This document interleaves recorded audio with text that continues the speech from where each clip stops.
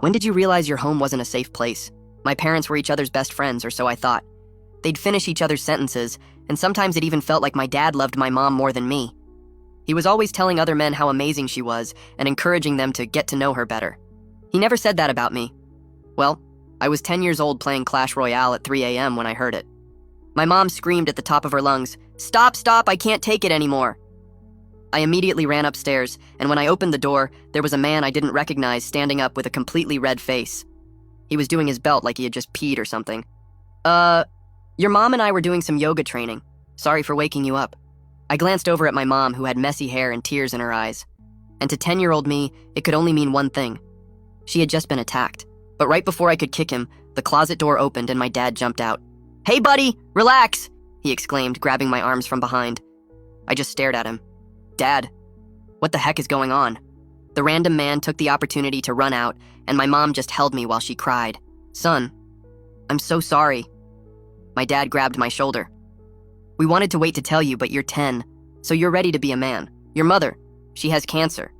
All thoughts of trying to look cool jumped out the window. I uncrossed my arms and jumped into my mom's lap. "Mommy, I don't want you to die." My mom smiled softly and responded, "It's okay, honey. With this new treatment, the doctors say I have a 90% chance of living." My entire face scrunched into a smile, and she continued, "There's going to be some strangers in the house from now on. They're just here to do their job. Try not to talk to them and they won't talk to you." The next morning I woke up and my parents handed me a badge to wear. It was an upside-down pineapple. "If any mommies or daddies in your class ask if we're looking for friends, tell them they can come over any time." I hugged them both super tight, thinking that I lived in the best house ever.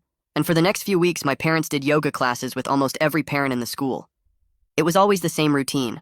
They'd put me to bed, lock my door from the outside, and I would hear the bed frame thumping against the wall over and over while my mom screamed something about wanting more. We had to start buying toilet paper in bulk because Mom's doctors used so much.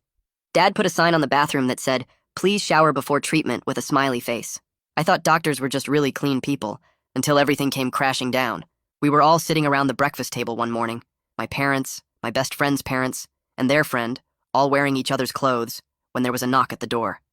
I ran to open it and found a woman wearing a pink suit with a clipboard. "Are you here for my parents' yoga time?" I blurted out.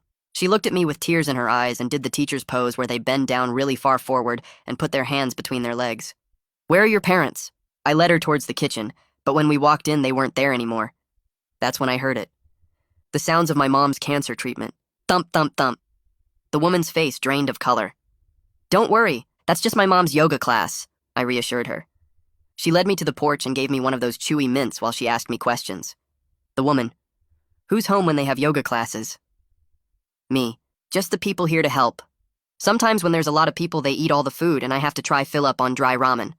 But it's okay because Mommy will be better soon." The woman, "Have you ever seen anything confusing?" Me, "Mom's yoga teachers sometimes wear dog collars and crawl around. Dad says it's a special exercise for her spine." Her, "What happens after the treatments?" Me, "Everyone showers together to wash off the medicine. Sometimes my mom tells me to join in so we can save water." The woman, "Do you ever stay home from school?" Me, "Yes, but I only get to skip school on treatment days when I'm too tired from being up all night or when Mom needs me to clean the house after her doctors arrive." By this point, the woman in the suit was holding my hand, whispering the words, "The system failed you." Meanwhile, I just sat there wondering if there'd be any good Pokemon to catch on Pokemon Go. After a few minutes of sitting in silence, everyone finally came down the stairs, and the woman in the suit stood at the front door. She stood there with her clipboard pressed against her chest, and her eyes moved between all the adults who were shuffling around looking for their shoes and bags. Cooper Bergman grabbed Lillian's hand, and they headed toward the back door without saying anything to anyone. Dad noticed them leaving, and his face got red, but he didn't try to stop them. The woman walked over to where my parents were standing near the couch and pulled out a business card from her jacket pocket. My dad put on this huge fake smile and stuck out his hand like they were meeting at a party or something. She didn't shake it. Instead, she held out the card between two fingers and waited for him to take it. Mom stood behind Dad with her arms crossed over her chest, and I could see she'd been crying because her mascara was smudged under her eyes. Dad started talking really fast about how this was all a big misunderstanding and that they ran an adult wellness group focused on alternative relationship structures and personal growth. He used words I'd never heard him say before, like privacy and consenting adults, and kept gesturing with his hands like he was giving a presentation at the school. Mom just nodded along with everything he said, but she looked like she wanted to disappear into the floor. I stood near the stairs feeling confused because everyone seemed so tense and scared when just an hour ago they were all laughing and having fun upstairs. The woman finally spoke and said her name was Celia Nixon and she worked for Child Protective Services. She said she'd be back in 48 hours for a full home assessment and that there were serious concerns about appropriate boundaries and child welfare in this household. Dad's fake smile disappeared completely and he started to argue, but Celia held up her hand and said, "This wasn't a discussion." She looked over at me one more time with those sad eyes and then walked out the front door without saying goodbye. As soon as she left, Dad slammed the door so hard that the picture frames on the wall shook. He turned around and stared at Mom like this was all her fault somehow. They didn't say anything for a long time, and I just stood there wondering if I should go back to my room or stay. Finally, Dad told me to sit down at the kitchen table because we needed to have a serious talk. I followed them into the kitchen and sat in my usual chair, while they sat across from me looking all serious and worried. Dad leaned forward with his elbows on the table and explained that some people don't understand their lifestyle choices. He said I needed to be very careful about answering questions from strangers, even official-looking ones with clipboards. He kept saying the word stranger over and over like Celia was some random person off the street instead of someone who worked for the government. Mom reached across the table and grabbed my hand and started crying again. She said she was so sorry I had to meet someone from the system and that everything would be fine as long as we all stuck together as a family. The way she said the system made it sound like some scary monster that was trying to hurt us. I felt this heavy weight in my stomach because I realized I might have gotten my parents in trouble by talking to Celia. They were just trying to help Mom with her cancer treatments, and I'd told this stranger lady everything about the yoga classes and the doctors and the showers. Dad kept talking about family loyalty and how important it was that we all told the same story if anyone asked more questions. He said their friends were just trying to help Mom get better and that the treatments were working really well. I wanted to believe him because he was my dad, and dads aren't supposed to lie to their kids. But something about the way Celia looked at me on the porch kept playing in my head. She seemed so sad and scared for me, and I didn't understand why if everything my parents were doing was normal and healthy like they said. That night I couldn't fall asleep even though I was super tired from being up late. I kept thinking about Celia's tears and the way she whispered about the system failing me. I thought about how my parents' friends always looked so weird after the yoga classes with their messy hair and red faces. I remembered how Dad locked my door from the outside every time they had treatments, and how I could hear Mom screaming through the walls. My stomach felt sick and uncomfortable like when you eat too much candy on Halloween. For the first time ever, a small voice in my head started asking if maybe the yoga classes weren't really yoga classes, if maybe the medical treatments weren't really medical treatments. But I pushed those thoughts away because thinking them felt like betraying my family, and Mom needed me to be strong while she fought her cancer. I finally fell asleep around 4 a.m. and had weird dreams about pineapples and clipboards. 2 days went by really slowly, and my parents were super nice to me the whole time. They let me stay up late playing video games and ordered pizza for dinner both nights. Dad kept asking me questions about what I told Celia and making sure I remembered the right way to explain things if she asked again. Then on the third day, there was another knock on the door right after I got home from the school. Celia was back, but this time she had another person with her, a man carrying a big camera. They spent 3 hours walking through every room in our house taking pictures of everything. They found the bulk toilet paper stacked in the hallway closet, and Celia wrote something on her clipboard. They saw the sign Dad made that said, "Please shower before treatment," with the smiley face. They opened the bathroom door and found the schedule taped there listing treatment times for different days of the week, with names next to each time slot. The other CPS worker took pictures of all of it, while my parents followed them around trying to explain everything. Dad kept saying the sign was just a joke between friends, and that the schedule was for their book club. But Celia just kept writing notes and taking more pictures and asking questions about why a book club would need shower schedules and bulk toilet paper.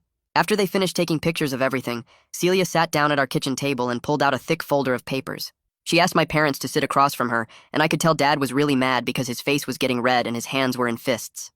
Celia explained something called a safety plan that would help make sure I was okay while living at home. The rules were pretty simple. No locked doors when I was home, no adult gatherings while I was awake, and someone from CPS would come check on us every 2 weeks. Dad's jaw got really tight, and he leaned forward in his chair. He started talking really loud about how this was their house, and they had rights to privacy, and that what consenting adults did in their own home was nobody's business. Mom just sat there nodding at everything Celia said and agreeing to all the rules without even looking at Dad. I could see Dad getting madder and madder as Mom kept saying yes to everything. Celia wrote down all the rules on official paper and slid it across the table for them to sign. Dad stared at the paper for a long time before he finally grabbed the pen and signed his name really hard, like he was trying to stab the paper. Mom signed right after him with shaky hands. Celia made copies of everything and gave one to my parents. Then she packed up her folders and told us she'd be back in 2 weeks to check on things. After she left, the house got super quiet and weird. Dad went straight to their bedroom and slammed the door. Mom started cleaning the kitchen even though it was already clean, scrubbing the counter over and over. I went to my room and played video games, but I could feel how different everything was now. For the next 2 days, Dad barely talked to Mom at all. He would wake up, eat breakfast without saying anything, go to work, come home, eat dinner in silence, and then go watch TV by himself. Mom tried to start conversations, but Dad would just grunt or ignore her completely. On the second night, I woke up around midnight because I heard them arguing in their bedroom. The walls in our house are pretty thin, so I could hear almost everything. Dad was saying this was all Mom's fault for being too loud during the yoga classes, and that if she had just been quieter, nobody would have noticed anything. Mom was crying and saying that Dad was the one who invited so many people over, and that she never wanted things to get this big. Dad said something about how Mom was the one who agreed to everything, and now she was acting like she was forced into it. Mom said that's not fair because Dad always made her feel like she had to say yes or he would leave her. They went back and forth like this for what felt like forever. I put my pillow over my head and tried not to listen, but their voices kept getting louder and louder. Finally, around 2 a.m., it got quiet again, and I could hear Mom crying softly through the wall. I felt sick to my stomach and couldn't fall back asleep. The next week was really tense at home. My parents were following the safety plan rules, but you could tell they hated it. No more people coming over for yoga classes, no more locked doors. Everything felt wrong and uncomfortable. Then one afternoon, I got home from the school early because we had a half day. When I walked in the front door, I saw Dad standing outside my bedroom with his hand on the doorknob. He had that key he always used to lock my door from the outside, and he was about to put it in the lock. Right at that moment, there was a knock on the door. Dad jumped and shoved the key in his pocket really fast. When he opened the door, Celia was standing there with her clipboard. She said she was doing a surprise visit to make sure everything was going okay. Dad's face went completely white. Celia walked past him and went straight to my bedroom door, trying the handle. Then she looked at Dad and asked why he was standing outside my room. Dad stammered something about checking if I was home yet, but Celia just wrote something on her clipboard. She pulled out her phone and called someone, talking in a low voice while Dad stood there looking panicked. After she hung up, Celia told Dad that the safety plan was modified immediately. Now there would be unannounced visits at random times, and both my parents had to attend mandatory parenting classes every week. Dad's face turned red again and he started arguing, but Celia held up her hand. She said if he didn't agree to the new terms, there would be more serious interventions, and he probably wouldn't like what those were. Dad shut his mouth and nodded. A few days later at the school, my teacher, Miss Clark, asked me to stay inside during recess. She sat down next to me at one of the little tables and asked how things were going at home. Her voice was really nice and patient, like she actually cared about the answer. I felt nervous because I remembered what my parents told me to say if anyone asked questions. I repeated the words Dad made me practice, that my parents' choices were private, that everything they did was between consenting adults, and that I was perfectly safe and happy. But even as I said the words, my voice sounded weird and fake. Miss Clark just nodded and said I could always come talk to her if I needed anything. The next time Celia came for a visit, she pulled me aside while my parents were in the other room. She handed me a card with a cartoon superhero on it and her phone number written in big numbers. She told me I could call her any time, day or night, if I felt unsafe or confused about anything. Then she leaned in close and whispered that if my parents were listening when I called, I could use special code words. She said if I told her I was calling about homework, that meant I needed help but couldn't talk freely. If I said I was calling about a school project, that meant it was an emergency. I put the card in my pocket and nodded. After that, my parents started following all the safety plan rules, but the whole house felt different. The frequent gatherings stopped completely. Cooper and Lillian stopped coming over, and so did all the other parents who used to visit. My parents seemed angry all the time, even though they tried to hide it from me. Dad would get this look on his face like he was furious about something but holding it in. Mom just seemed sad and tired constantly. Their friends from the yoga classes stopped calling. I heard Dad on the phone one night telling someone that CPS had ruined everything and that they couldn't have people over anymore. One evening, Dad sat me down on the couch for what he called an important talk. He started using all these big words I didn't really understand. Polyamory, ethical non-monogamy, alternative relationship structures. He kept saying that their lifestyle was actually very mature and healthy, that lots of adults chose to have relationships this way, and that everything they did was between consenting adults who all agreed to participate. He talked for almost an hour about how society doesn't understand people who make different choices, and how their friends were just exploring consensual adult activities. But the whole time he was talking, I kept thinking about one thing he never explained. If everything was so mature and healthy like he said, why did they lie about Mom having cancer? Why did they tell me she was dying if this was all just normal adult stuff? I didn't ask the question out loud, but it sat in my brain getting bigger and bigger. 3 weeks after Celia's first visit, I came home from the school and found my parents sitting in the living room with Celia and another person I didn't recognize. The other person was a man in a suit carrying a briefcase, and he introduced himself as a court supervisor. They were all sitting around our coffee table with papers spread out everywhere. I could hear them talking about mandatory family therapy, continued monitoring for the next 6 months, and the possibility of more serious interventions if the safety plan wasn't followed perfectly. Dad sat there with his arms crossed, looking miserable. Mom was crying quietly and agreeing to everything they said. The court supervisor guy wrote down a bunch of notes and told my parents they had to attend their first family therapy session next Tuesday. After everyone left, the house got quiet again. That night I was lying in bed trying to fall asleep when my bedroom door opened slowly. Mom came in and sat on the edge of my bed. She waited until she could hear Dad snoring in their bedroom, then she leaned close and started whispering. Her voice was shaky and scared. She told me she never had cancer. She said she was scared of being alone and that Dad convinced her the gatherings would bring them closer together as a couple. She said at first it was just one other couple, then it grew and grew until there were people over almost every night. She said now she doesn't know how to stop without losing Dad completely, because this lifestyle is what he wants more than anything. I just stared at her in the dark. My brain felt like it was breaking into pieces. Everything I believed about the treatments and the doctors and the yoga classes was crashing down all at once. The strangers weren't helping Mom get better because Mom was never sick. The locked doors weren't to protect her during medical treatments. The screaming wasn't from cancer procedures. All of it was lies. Every single thing they told me was designed to keep me quiet and compliant while they did whatever they wanted. I felt like the floor had dropped out from under me, and I was falling through empty space with nothing to grab onto. The next morning, I sat at the breakfast table pushing cereal around in my bowl without eating any of it. I couldn't make myself look at either of my parents even though I could feel Dad watching me from across the table. Mom kept her eyes down on her coffee cup, and nobody said anything for a long time. Dad finally cleared his throat and reached over to ruffle my hair like he always did when he wanted things to feel normal again. I pulled my head away fast, and his hand just hung there in the air for a second before he put it back down. I stared right at him and asked why they lied about Mom dying if everything they were doing was so healthy and mature like he kept saying. My voice came out louder than I meant it to, and Mom's coffee cup rattled against the table. Dad's face turned red, and he started talking in that voice he used when he thought I was being difficult. He said I was too young to understand complex adult relationships, and that when I got older, I would see that their choices were actually very progressive and enlightened. But I cut him off before he could get going on another long lecture. I told him that Celia said lying to kids about cancer is actually a form of emotional abuse. The kitchen went completely silent, except for the hum of the refrigerator. Mom started crying into her coffee, and Dad just sat there with his mouth open like he couldn't believe I had said that out loud. Nobody ate any more breakfast after that, and I went to my room and stayed there until Celia came by later that afternoon. She sat with my parents in the living room for over an hour, and I could hear their voices going up and down through my bedroom door. When she finally came upstairs to talk to me, she said she had arranged for me to start seeing a therapist who specialized in helping kids process confusing family situations. The therapist's name was Frances Crow, and I would have my first appointment next Tuesday after school. Celia wrote down the address on a piece of paper and told me that everything I said to Frances would be private unless I was in danger. She said Frances was really good at helping kids figure out their feelings when their home life got complicated. When Tuesday came, my mom drove me to Frances's office without talking much during the car ride. The office was in a small building near the library and had a waiting room with comfortable chairs and magazines spread out on a coffee table. Frances came out to get me after a few minutes, and she had a calm voice and warm smile that made me feel a little less nervous. Her office had big windows that let in lots of light, and there were toys and art supplies on shelves along one wall. She told me that everything I said in her office was confidential, which meant she wouldn't tell my parents unless I was in danger or said it was okay.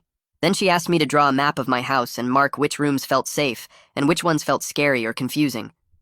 I took a long time with the drawing because I wanted to get all the rooms in the right places. When it was done, I colored my bedroom green because that was the only place that felt safe anymore. Then I colored my parents' bedroom red and the upstairs bathroom red too. Frances looked at my drawing and nodded like this made perfect sense to her. She didn't act shocked or surprised, and she didn't try to tell me I was wrong about how I felt. She just asked me questions about why I chose those colors and listened really carefully to my answers. When the session was over, Frances walked me back out to the waiting room where Mom was sitting. But Dad was there too now, standing by the door with his arms crossed. As soon as Mom and I started walking toward the exit, Dad stepped in front of Frances and started talking loud enough that everyone in the waiting room could hear. He said she was turning me against my parents and planting ideas in my head that weren't there before. His voice got louder with each word, and Frances just stood there looking at him calmly.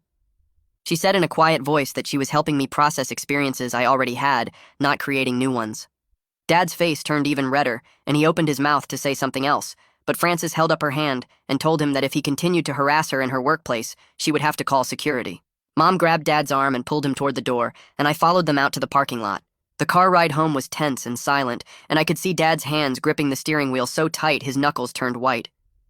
That evening, I was lying on my bed trying to do homework when I heard my parents start arguing downstairs.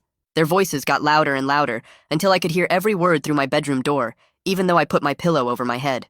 Mom was saying she wanted to stop the gatherings completely and focus on fixing things with me.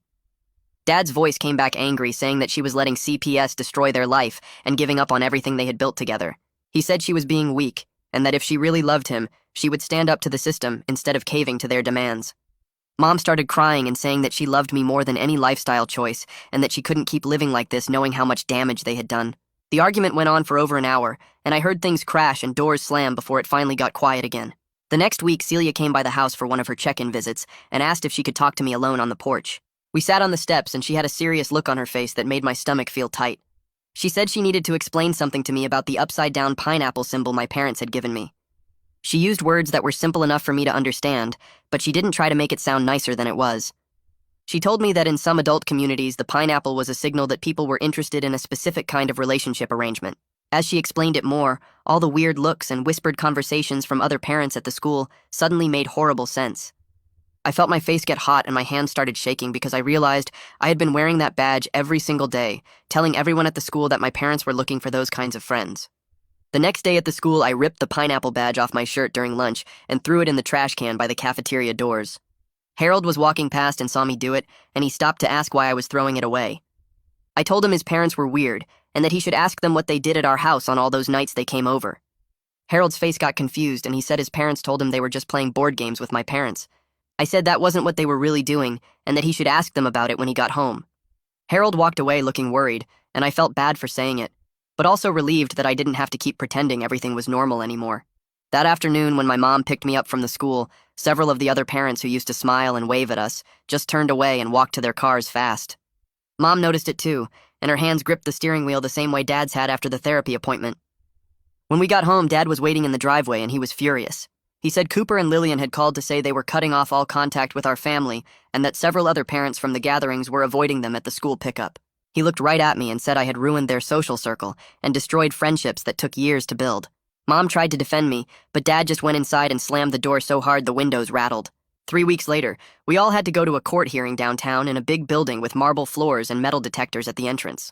Judge Kingsley Hampton sat behind a huge wooden desk and looked through papers while a court supervisor talked about our case.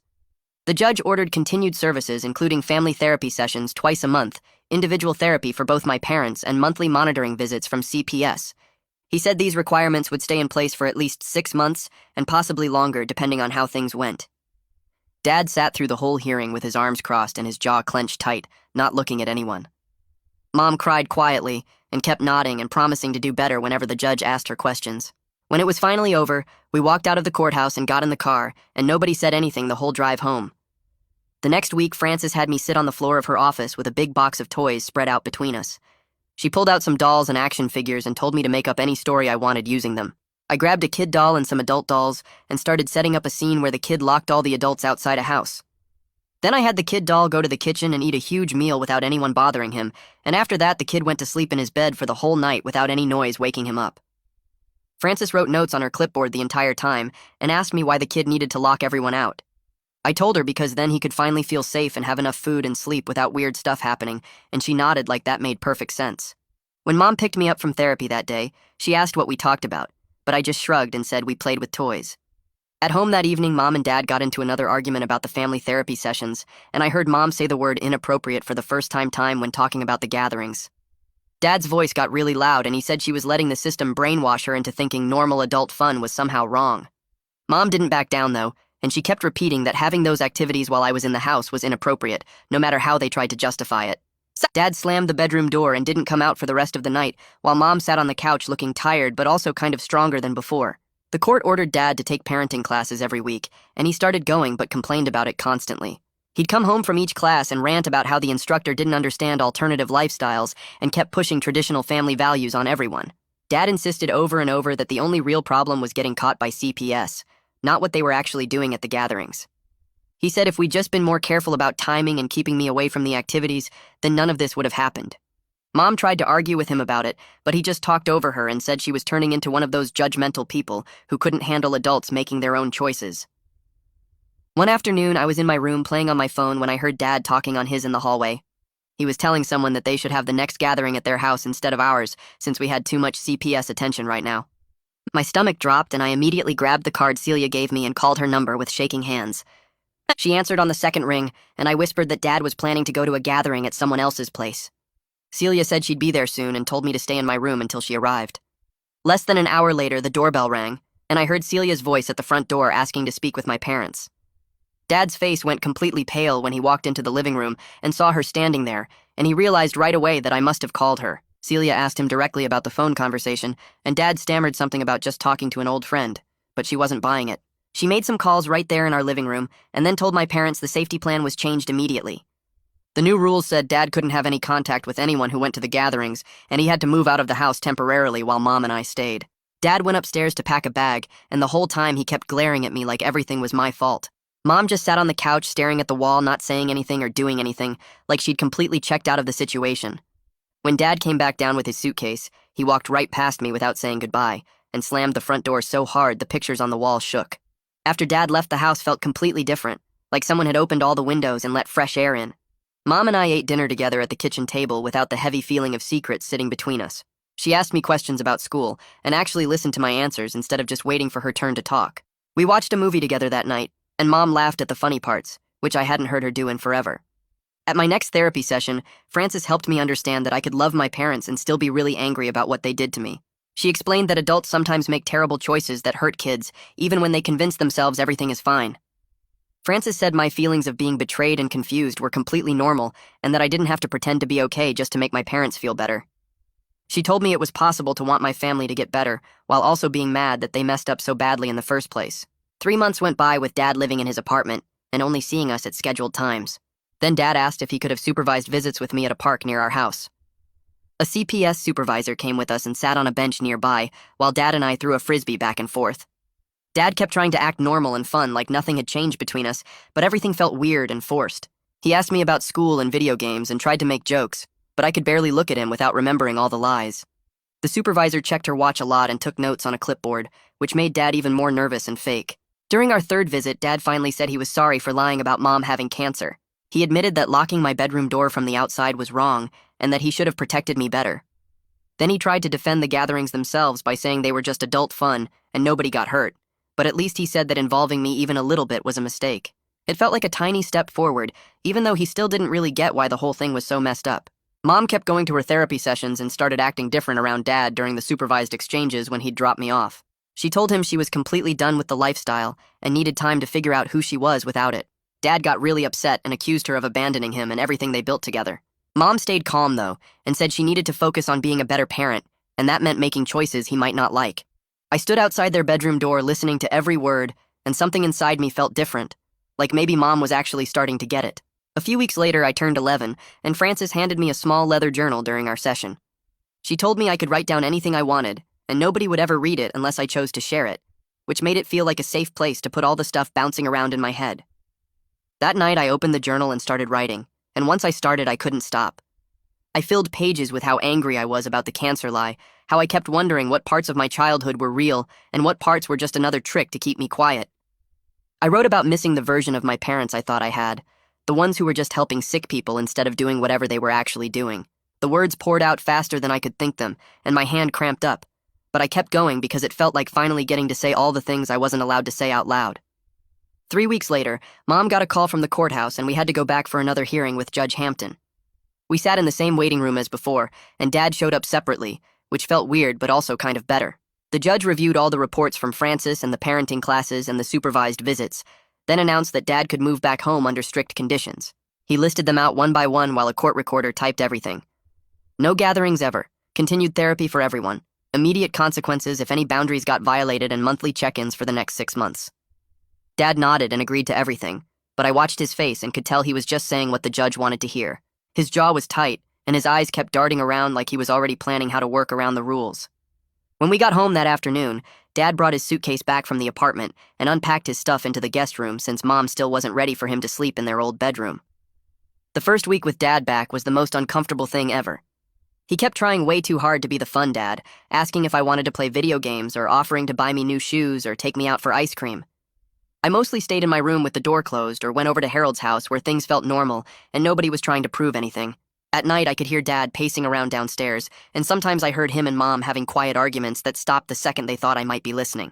During my next session with Frances, she taught me some new coping strategies for when I felt anxious or triggered by stuff at home.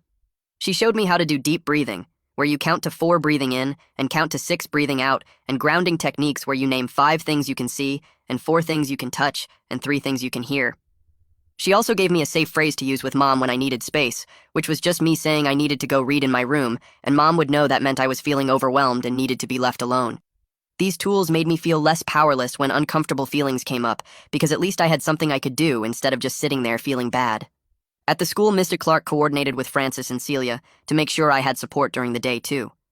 She told me I could take breaks in the counselor's office whenever I needed to, and she wouldn't push me to explain why, which made school feel like a safe space where nobody was demanding anything from me. Sometimes I'd just go sit in the quiet room and do my breathing exercises or write in my journal, and Mrs. Clark would check on me, but mostly just let me have the space to calm down. 6 months after Celia first knocked on our door wearing that pink suit, my parents' relationship was clearly falling apart. They slept in separate bedrooms and barely talked except about boring stuff like who was picking me up from the school or what we needed from the grocery store. Mom started making comments during therapy sessions about maybe separating permanently once the court case officially closed, and Dad's face would go red, but he wouldn't say anything until we got home. One night I heard them arguing in the kitchen after they thought I was asleep. Dad was trying to convince Mom to give the lifestyle one more chance with better boundaries this time, saying they could be more careful and keep me completely separate from everything. I crept to the top of the stairs and heard Mom firmly tell him no. Her voice was steady and clear when she said she was finally realizing how much she lost herself trying to keep him happy, and that she needed to focus on being a better mother instead of worrying about his needs all the time. Dad slammed a cabinet and walked out to the garage, and I hurried back to my room before Mom could catch me listening. The next week, I had a breakthrough session with Frances where everything I'd been holding in finally came pouring out. She asked me how I was feeling about my parents, and instead of giving my usual answer about being fine or whatever, I just started crying. Not the quiet kind of crying, but the ugly sobbing kind where you can't breathe right and your whole face gets splotchy. Frances just sat there holding space for me, not trying to make it better or telling me to calm down, just letting me cry about everything. I cried about losing the parents I thought I had, the ones who were good people helping sick folks instead of lying manipulators. I cried about all the nights I spent locked in my room thinking Mom was dying. I cried about the innocent version of me who wore that stupid pineapple badge and thought I lived in the best house ever. Frances validated that it was okay to mourn the childhood I thought I had, the one that got taken away when I found out the truth. She said grief wasn't just for when people die, but also for when you lose the version of your life you believed in.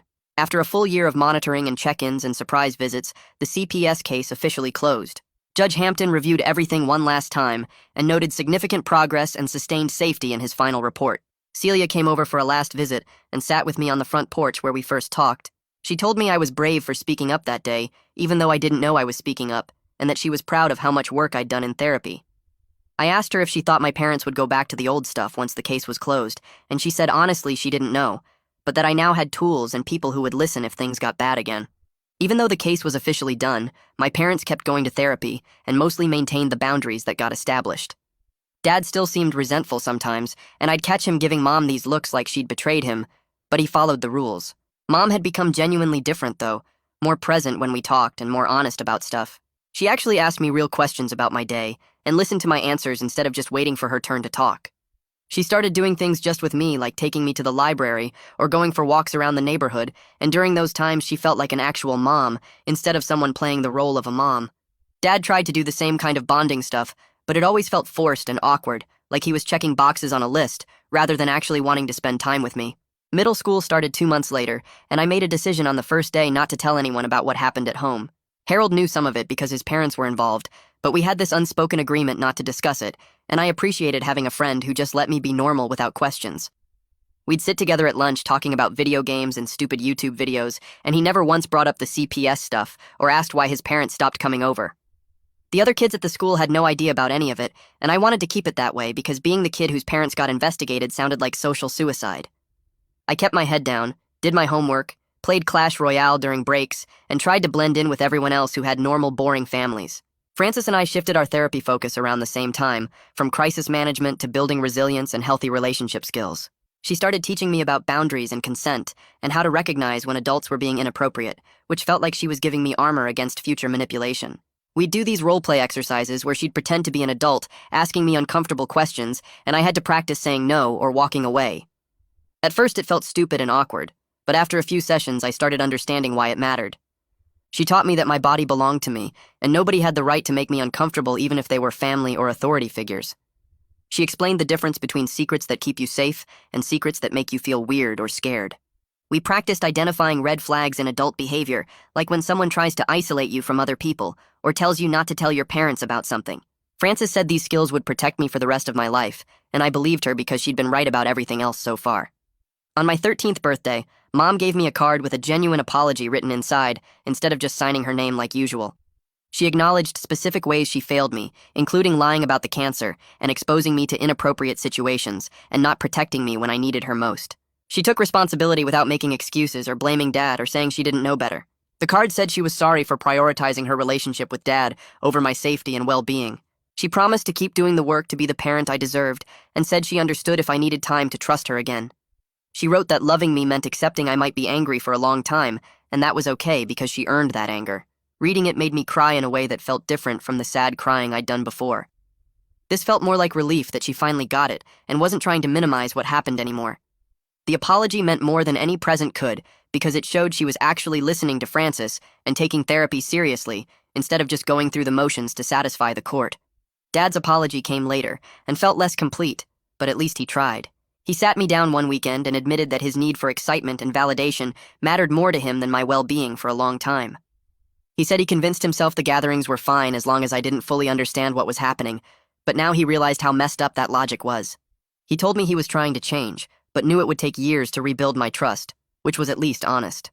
Unlike Mom's written apology, Dad's felt more like he was reading from a script his therapist gave him.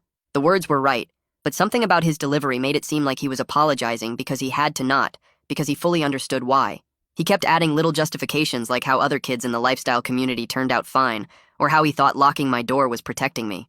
I accepted his apology because what else was I supposed to do, but I didn't feel the same relief I felt with Mom's card. A few months after my birthday, I discovered the upside-down pineapple symbol in a store display at the mall and had a full panic attack right there in the middle of the home goods section. My chest got tight and I couldn't breathe right, and everything around me started spinning like I was going to pass out. Mom was with me shopping for new school clothes, and she found me sitting on the floor hyperventilating with my head between my knees. She stayed calm and used the grounding techniques Frances taught us, telling me to name 5 things I could see and 4 things I could touch. She didn't freak out or make it worse by panicking herself. She just sat down on the floor next to me and breathed slowly until I could match her rhythm. After a few minutes, my chest loosened up and I could think clearly again. We left the store without buying anything and sat in the car for a while before driving home. Mom didn't ask a million questions or make me explain what triggered it because she already knew. She just held my hand and said it was okay and that we could try shopping another day. The next therapy session, Frances explained that triggers might pop up unexpectedly for years, and that was normal for anyone who experienced what I did. She reminded me that having a reaction didn't mean I was broken or weak, just that my brain was protecting me from potential danger based on past experience. She said the pineapple symbol got connected in my mind to all the bad stuff that happened, so seeing it activated my fight or flight response automatically. Frances taught me more coping strategies for when triggers came up, including breathing exercises and ways to ground myself in the present moment. She said over time the triggers would probably get less intense as my brain learned I was safe now, but they might never go away completely. That scared me a little, thinking I'd have to deal with random panic attacks forever, but Frances said knowing about triggers and having tools to manage them was better than being blindsided. She was right, because the next time I saw a pineapple decoration, I felt anxious but didn't completely lose it. My parents officially separated when I was 14, with Dad moving into an apartment across town. The divorce was relatively amicable because they were both exhausted from years of tension, and honestly, the separation made visits with Dad less stressful because Mom wasn't around to remind him of everything that went wrong. They sat me down together to tell me, and I mostly felt relieved instead of sad like you're supposed to feel when your parents split up. Dad packed his stuff over a weekend, and Mom helped him load boxes into his truck without fighting, which seemed weird, but also kind of nice. They worked out a custody schedule where I'd spend every other weekend with Dad, plus one dinner during the week. The house felt quieter after he left, but in a good way, like we could finally relax without walking on eggshells. Mom seemed lighter too, like a weight had been lifted, and she could breathe properly for the first time in years. I started spending weekends with Dad at his apartment, and slowly we built a different kind of relationship that felt more honest and less performative. His place was small with just 2 bedrooms and basic furniture, but it was clean and felt more normal than our house ever did. He was dating someone new in a traditional monogamous relationship and seemed genuinely happier without the pressure of maintaining the lifestyle he thought he wanted. Her name was never mentioned around me per the custody agreement, but I could tell from the way he talked about his week that he had someone making him smile. We'd order pizza and play video games or go see movies, and he stopped trying so hard to be the cool, fun dad. He asked real questions about school and actually listened to my answers instead of waiting for his turn to talk. Sometimes we'd sit in comfortable silence, which never happened before because Dad always needed to fill every quiet moment. It wasn't perfect, and I still felt guarded around him, but it was better than the forced bonding attempts from before. Mom started taking college classes at the community college and discovered she loved learning about psychology and social work. She'd come home from class excited to tell me about what she learned and how it connected to our experiences. She said maybe she could use what she learned from her mistakes to help other families avoid similar situations, which seemed like a healthy way to process everything. She studied late into the night sometimes, and I'd find her at the kitchen table surrounded by textbooks and notes. Her grades were really good because she actually cared about the material, unlike when she was younger, and just went through the motions. She talked about maybe becoming a family therapist or working for an organization that helped parents in crisis. Watching her work towards something meaningful made me respect her more than I had in years. She was finally figuring out who she was outside of being Dad's wife or my mom. Francis and I agreed to reduce therapy to monthly check-ins since I was doing so much better overall. I'd built real friendships at the school beyond just Harold, and my grades were good, and I had healthy coping strategies for when difficult feelings came up. Francis said she was proud of how much work I'd done, and that I should be proud too. We still met once a month to touch base and make sure I wasn't sliding backward, but the sessions felt more like conversations with a trusted adult than intensive therapy. She reminded me I could always come back to weekly sessions if things got hard again, and that needing help wasn't a sign of failure. The progress felt real and earned, not like someone just telling me I was fine when I wasn't.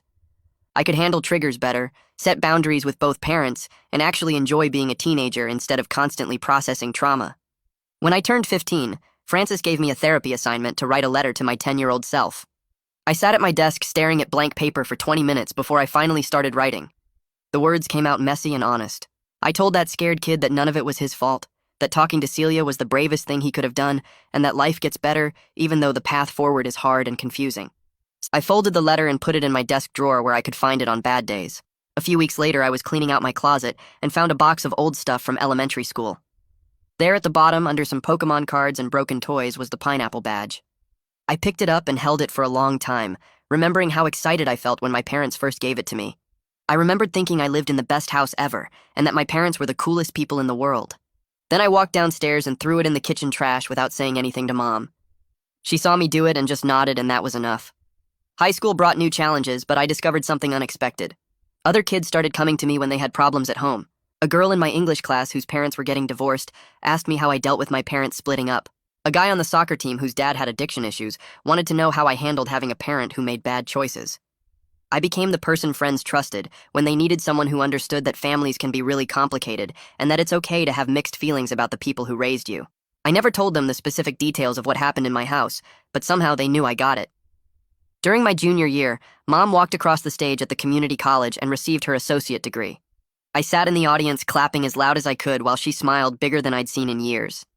She got a job at a nonprofit as a family support specialist, working with parents who were involved with CPS. She helped them understand the system and make better choices for their kids. She was genuinely good at it because she understood their perspective in a way other workers couldn't. Watching her help other families avoid the mistakes she made felt like proof that people really can change if they do the actual work. Dad joined a men's group focused on healthy relationships and taking responsibility for your actions. I didn't hear much about it until one afternoon when he called me. His voice sounded different, quieter and less defensive than usual. He said the group helped him understand how his choices impacted me in ways he was too busy justifying to see before. His voice cracked when he thanked me for not giving up on him completely, even when I had every reason to. I didn't know what to say, so I just told him I appreciated him telling me that. It wasn't a magic moment that fixed everything, but it mattered. When I turned 18, Francis suggested we do a final review of my progress since that first session, when I colored the house map with red and green crayons. We looked through old journal entries and worksheets, tracking how far I'd come in understanding boundaries and processing what happened. We talked about how I built a life that feels safe and real, instead of performative and confusing. Sitting in her office looking at all that evidence of growth, I realized I was actually proud of myself. The work was hard and messy, and sometimes I wanted to quit, but I didn't.